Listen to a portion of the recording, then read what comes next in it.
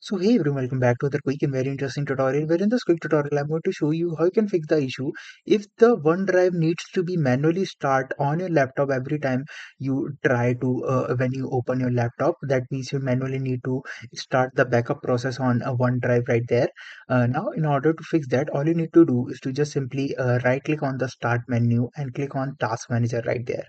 Now, in the Task Manager, click on Startup Apps right there, and here you need to find the OneDrive right there, and when you come here you'll notice that the status for that is disabled. That means when your laptop start, it will not automatically start, so you manually need to start it.